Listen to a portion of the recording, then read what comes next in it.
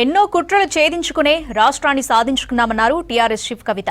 తెలంగాణపై పవన్ కళ్యాణ్ మాటల వెనుక బీజేపీ ఉందన్నారు. సీట్లు సాధించడానికి ఏదైనా విచ్ఛిన్న శక్తిని తెలంగాణ మీదకు వదలాలని ఆ పార్టీ భావిస్తుందని చెప్పారు. కరీంనగర్లో తెలంగాణ ఉద్యమకారుల రౌండ్ టేబుల్ సమావేశంలో పాల్గొన్నారు కవిత.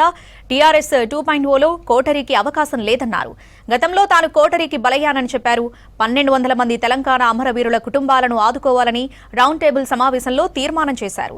తెలంగాణను అవమానించిన పవన్ కళ్యాణ్ వెంటనే ఇక్కడి ప్రజలకు క్షమాపణ చెప్పాలని డిమాండ్ చేశారు. తెలంగాణ ద్రోహులకు ఒత్తాసు పలికేవారు ఈ ప్రాంతం వారైనా వారిని ద్రోహులుగానే భావిస్తామన్నారు వక్తలు.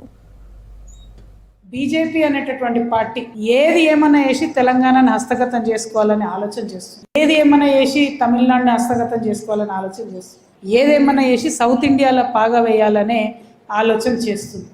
అయితే ఇవాళ మనం మాట్లాడుకుంటున్న సమావేశంలో అనేక అంశాలు ఉన్నప్పటికీ మరి ఈ పిస కళ్యాణ్ పవన్ కళ్యాణ్ మాట్లాడే మాటల వెనుక బీజేపీ ఉందేమో అనేటటువంటి భావన కూడా అందరికి అనిపిస్తాం.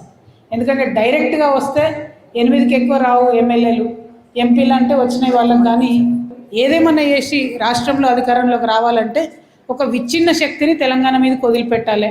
దాంతో తెలంగాణ ప్రజలు ఆవేశాలకు లోనవుతారు, వెంటనే మనని 10 మాటలు అంటారు అనేటటువంటి ఆలోచనతో కూడా చేస్తున్నారేమో ఒక అంశం. ఇంకొక పక్క హైదరాబాద్లో మొత్తం సరౌండింగ్లో ఉన్నటువంటి మున్సిపాలిటీస్ అన్ని తీసి కూడా జిహెచ్ఎంసీలో విలీనం చేయడం అంటే హైదరాబాద్ మీద ఏమైనా కుట్ర చేస్తున్నారేమో అనేటటువంటి ఆలోచన కూడా వినిపిస్తుంది. అక్కడక్కడ మేధావి వర్గం కూడా మాట్లాడుతున్నారు.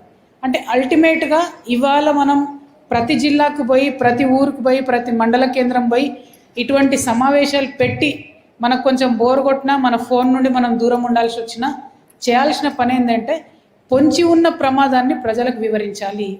ప్రజలు చాలా తెలివైన వాళ్ళు, రాజకీయంగా అవగాహన ఉన్నవాళ్ళు, మన ప్రజలు రాజకీయ చైతన్యం ఉన్నవాళ్ళు. కానీ ఎట్లయితే హనుమంతునికి తన బలం తాను పక్కోడు చెప్పేదాకా తెలియదో, మన తెలంగాణ బిడ్డలకు కూడా పొంచి ఉన్న ప్రమాదానికి చెప్పేటటువంటి చైతన్య శక్తులు ఉండాలి, వారిని ముందుకు నడిపించేటటువంటి చోదక శక్తులు ఉండాలి. ఆ శక్తులను, వారి యొక్క కుట్రలను గమనించి ఈ సినిమా యాక్టర్లకు మీరు ఇంపార్టెన్స్ ఇవ్వకండి. వారు మారువేషంలో వస్తున్నారు, ముసుగు వేషంలో వస్తున్నారు, మేకప్ తోలు కప్పుకొని పులుల్లాగా పవన్ కళ్యాణ్ రూపంలో వస్తున్నారని చెప్పి నేను బలంగా నమ్ముతున్నా. మొదలొచ్చి లొల్లి వేస్తారు, గోల వేస్తారు, తర్వాత వాళ్ళు ఎంట్రీ ఇస్తారు. కాబట్టి అటువంటి అవకాశాన్ని ఇవ్వకుండా చైతన్యాన్ని ప్రదర్శిద్దామని